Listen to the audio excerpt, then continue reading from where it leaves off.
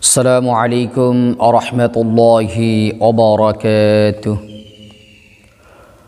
الحمد لله وكفى وسلام على عباده الذين اصطفى. أما بعد فأعوذ بالله من الشيطان الرجيم. بسم الله الرحمن الرحيم. وننزل من القرآن ما هو شفاء ورحمة للمؤمنين. صدق الله المولانا العظيم. সম্মানিত দিনী ভাই ও বোনেরা, আপনারা সকলেই কেমন আছেন? আশা করি আল্লাহ সুবহানাহু ওয়া তাআলার রহমতে সকলেই ভালো আছেন। আমিও আল্লাহ সুবহানাহু ওয়া তাআলার রহমতে খুবই ভালো আছি, আলহামদুলিল্লাহ। সম্মানিত দিনী ভাই ও বোনেরা, আজকে আপনাদের মাঝে একটি গুরুত্বপূর্ণ বিষয় নিয়ে আসলাম। বিষয়টি হইতেছে, স্বামী স্ত্রীর মধ্যে প্রচণ্ড মিল মহাব্বত আছে। স্বামীও স্ত্রীকে ভালোবাসেন, স্ত্রীও স্বামীকে ভালোবাসেন, কিন্তু এরপরও দেখা যায় হঠাৎ করে স্বামী স্ত্রীকে দেখতে পারতেছে না, স্ত্রী স্বামীকে দেখতে পারতেছে না, একজন আরেকজনকে সহ্য করতে পারতেছে না।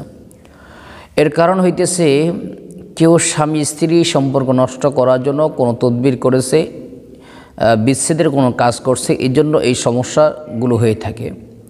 কেউ কাউকে ঘৃণা করে না, উভয়জনকে মহাব্বত করে ভালোবাসে, কিন্তু হঠাৎ দেখা যায় কেউ কাউকে দেখতে পারে না, কেউ কাউকে সহ্য করতে পারে না, তখন তারা আলাদা বা পৃথক হওয়ার চিন্তা ভাবনা করে ডিসিশন নেয়।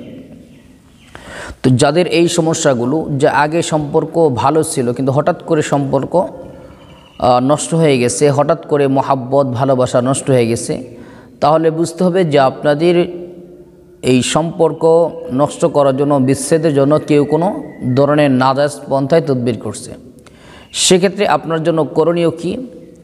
আপনার জন্য করণীয় হইতেছে, প্রথম 1 নম্বর, ওযু করে কয়েকবার ইস্তেগফার ও দুরূদ ইব্রাহিম পাঠ করবেন।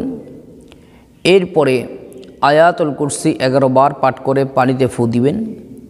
সূরা কাফিরুন, সূরা ইখলাস, সূরা ফালাক, সূরা নাস 11 বার করে পাঠ করে পানিতে ফু দিবেন।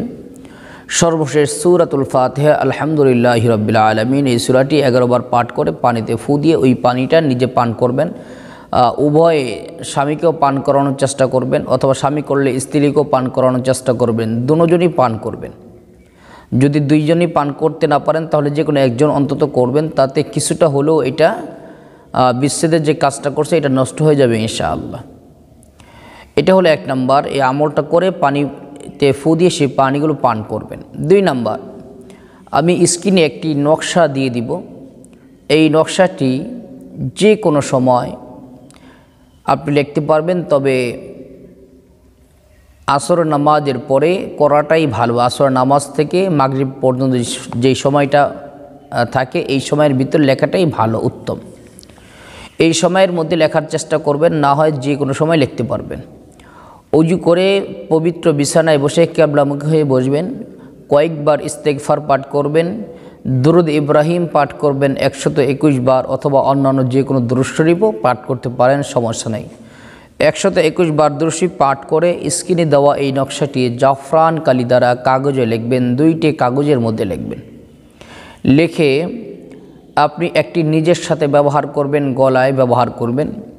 আরেকটি যদি সম্ভব হয়, আপনার স্ত্রী অথবা আপনার স্বামী যেখানে থাকে তার আশেপাশে কোথাও ঝুলিয়ে রেখে দিবেন। ইনশাআল্লাহ দেখবেন উভয়ের মধ্যে আগের যে মহাব্বত ভালোবাসা ছিল এটা ফিরে আসবে, এবং দুইজনকে প্রচণ্ড পরিমাণে মহাব্বত করবে, ভালোবাসবে ইনশাআল্লাহ।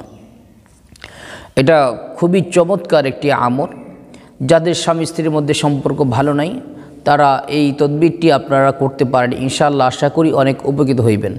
আল্লাহ সুবহানাহু ওয়া তাআলা আমাদেরকে যে কোনো সমস্যার সম্মুখীন হলে কোরআনে আমল করার তৌফিক দান করুন, আমিন।